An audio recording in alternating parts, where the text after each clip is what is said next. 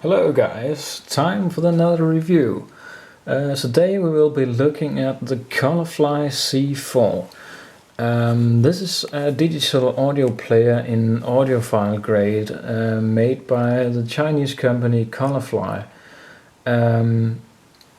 This player plays in files of 16-bit 44 kHz, which is your run-of-the-mill CD quality.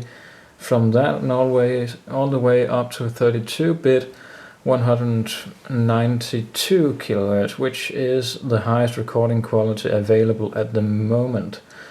And it also does resampling, which means that even though your track might be in a lower resolution, you will be able to resample it to a higher resolution, making the sound a bit more spacious and a bit better in some cases. If you have a bad recording, it won't help, but in some cases it may change the sound a bit. This player is built in some of the most amazing quality I've seen so far from any digital audio player. Namely, in this market you have two other companies that makes these. Hi-Fi-Man has a few players and iBasso just made one. But this one is quite different from those in the sense that the other ones are styled in a more modern way with clean shapes and edges and metal and black and so on. This one has a more steampunky look, which I like a lot.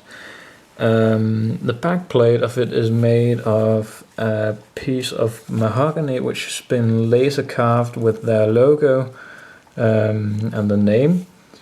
And the front plate is one large piece of stamped bronze. This is real metal and the screen is very good. The only reason you see these lines because I still have the screen cover on it.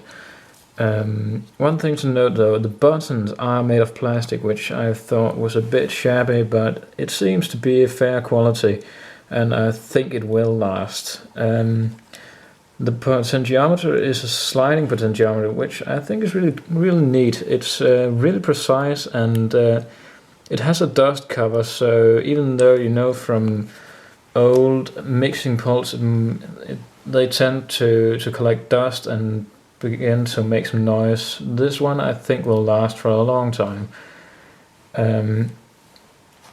The operating system of it is fairly basic. You have, that's turning on right here, you see you have your list of, let's see if I can get the camera to focus. No, doesn't seem like it wants to work with me. But you have your list of folders here you can manage on the computer just like any folder system. And I just have the albums here, and you open the album and you have a list of the music files. You can make subfolders as well, so you could have the artist and the albums, then the tracks, just your basic run-of-the-mill folder management. The amount of the capacity of memory on this, you can get it with 16 and 32 gigabytes, and then you can expand it further with a micro SD, which is a tiny thing, so you could potentially have a lot of those with you.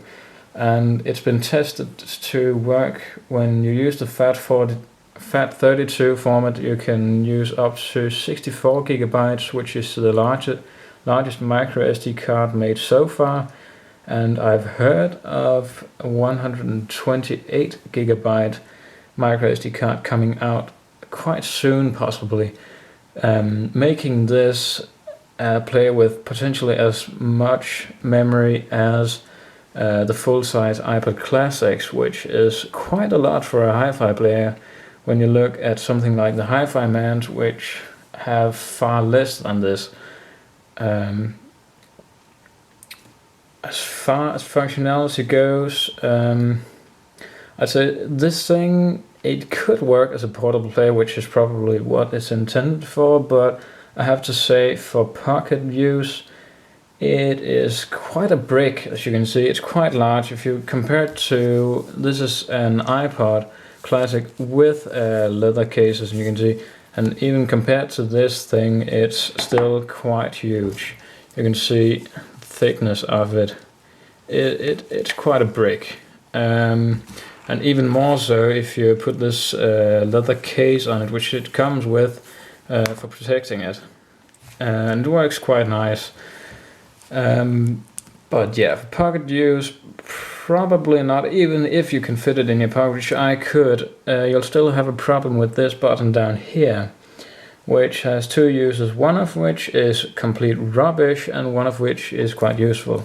But quite annoying if you push it by accident, which you probably will. Every time you take it up or out of your pocket or put it back in, you will probably accidentally push this button, which happened a lot to me, which will either change the sample ratio, which is fairly annoying in itself, but it may also turn on the EQ, which is quite horrendous, to be fair, if you don't have it just in the normal setting. I don't know why they have this, but they probably thought it was a good idea. For functionality, another thing, the ports on this thing is quite great. It has, of course, standard 3.5mm jack, but it also has a 6.4mm jack, which is quite fantastic, since you will probably be using with hi-fi headphones. I've been using this with my biodynamic T1s, and even though those are fairly hard to drive, it's a 600 ohm headphone. It drives it at about just past half volume. It's not really a problem for it. It has a fair amount of power. Just take note though, it has more power in the large jack than in the mini jack. And this is simply so you'll be able to use it with your in-ear monitors as well. These two ports are coaxial ports for digital in and digital out, so you'll actually be able to use this as almost the front end of your media system, or just as your digital to analog converter, which is one of the things it's very, very good at, because it uses a Cirrus Logic digital to analog conversion chip, which is one of the best chips made so far. And then of course it has a USB for charging. As far as sound goes, which is probably what matters with something like this, it is amazing. I'd say you could, without any shadow of a doubt, use this as your primary setup if you wanted to.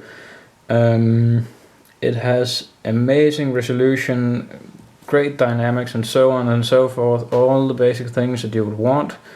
High fidelity sound, nothing wrong there. The sound signature is what you want to take note of, because most of these high-end products will sound good. They will have the resolution you want if they're built properly, and this one is. The real difference between this and other players such as the Hi-Fi-Man 801 or the Ibasso DX100 is the sound signature. The sound signature of this one, as opposed to the other ones, is a bit more analog. It has a forward, a bit warm, mid-range, which sounds very, very full and powerful, and then it has the bass, which is also very full but not overpowering. It's just a bit more prominent than neutral, and it is very, very impactful. The bass will become very punchy, and it sounds fantastic with a lot of music. I haven't heard anything that didn't sound amazing on this player.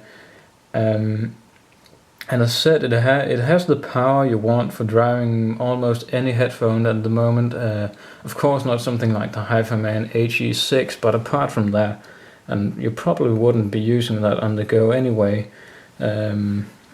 But apart from that, it can drive most headphones. I haven't heard it with any headphone it didn't sound good with. If you're looking for a completely neutral player, you probably should look elsewhere. Probably something like the Ibasso DX100 instead. But if you like a bit warm, a bit analog sound, very musical sound, then this is something you should consider buying. The retail price of this at the moment is $800, but you can get it for way less. You can find it used for about $600, $550, something like that. If you just look around, when they'll be up for sale sometimes used, and they're a bit rare, because it is a weird gadget if you're not into hi-fi. But it's worth considering, I'd say. This can definitely replace most portable rigs and a lot of desktop rigs if you want to. So yeah, definitely recommend it. Please thumbs up if you liked the video and subscribe if you want more. I'll also always try to answer all the comments if I can, so if you have any questions regarding this player or anything else that is hi-fi related, feel free to ask and I'll try to give you the best answer I can. Thank you very much. Signing off from here, Victor.